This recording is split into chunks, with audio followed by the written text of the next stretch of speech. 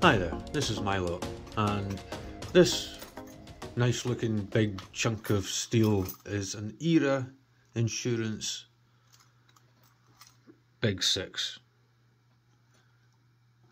It's a 6-lever ERA padlock, and I picked it up on eBay.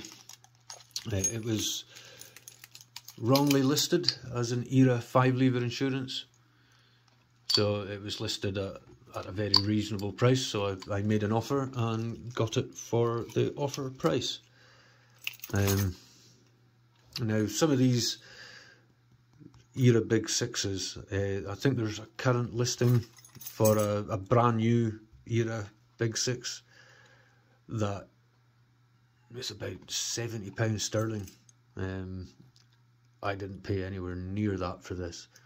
Yes, it's not new, it's a bit rough around the edges, and you know, it has been used, it has fulfilled its function as a lock before being retired, but it works perfectly. And as a lock sporter, you know, it's nice to have a new lock, but as long as the lock functions the way it's supposed to, that's all we really need, isn't it? So it arrived the other day, and I went to go and pick it, and I couldn't. One of the reasons it's called the Big 6 is because that post there is a 6-gauge post. So, for instance, my universal tensioner that I can use to tension chub cruisers, or you know, the ERA 5-lever insurance locks and things like that, just won't fit over that post. The UK lock pickers tool just won't fit over that post. They're not meant to. It's a 6-gauge, and this is the Andy Mac tool, and it also won't fit over that post. So I couldn't pick it until I had made a dedicated tensioner for it. So I cut down a key blank, and it's a 6-gauge key blank. But these steel keys, these steel blanks, they're made to a cost, and that cost is cheap as possible. So we can see here there's not a lot of solder. It's not, I think we can we see enough to say that it's not a one-piece blade. So the blade is soldered on. Now there's not a lot of solder holding this upright onto the key blank. Some of these blanks are better than others, but some are very sparingly soldered on. So to try and maximize the surface area, I have left this little extra on the bottom. It's only going to make so much difference. Eventually this tip will snap off, especially under heavy tension. I do have some silver solder kits, and I do intend to try and bolster this upright with a little bit of silver solder. I don't know, can we see down there? It's still fairly upright there at the moment, but it will keel over that way and snap off. So yeah, I'll try and bolster it so I don't have to make more of these. But we'll try and give it a pick. I'll use the medium pick wire, and it's still quite tight, but it gives us just enough space in there. Let's see if I can get an angle. So I'll start at the back. With the thinner wire, I felt a little bit of movement there on 2. With thinner wire, there's a little bit more flex, so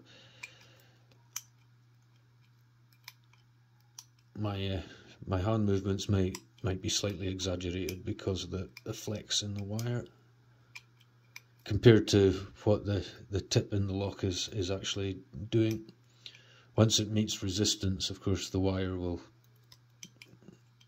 twist a bit further.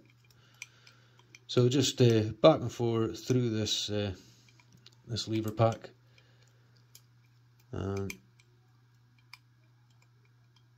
if you get to a point where you stop feeling the levers binding, oh, there we go, increase tension slightly, and then keep working your way back and forth through the lever pack, and a few times, and if you're still not feeling anything, continue increasing the tension slightly, and eventually you'll get another little bit of movement, and so on and so forth. But this is the annoying thing of picking some of these lever locks. Once you get it open, they like to keep hold of your pick wire and tension tool. So there we go, Era Big 6, bit of a bargain, well happy with that. Yeah, no false gates in this one, so it's just a question of getting that tension right and moving back and forth along those levers, and nudging them up a little bit at a time until you get there. Just take your time, go smooth, go easy, and remember the levers are only a couple of millimeters wide. They're maybe as wide as these, not even as wide as these strips on the side, so it doesn't take a lot of movement back and forth to accidentally skip a lever. I probably do it all the time.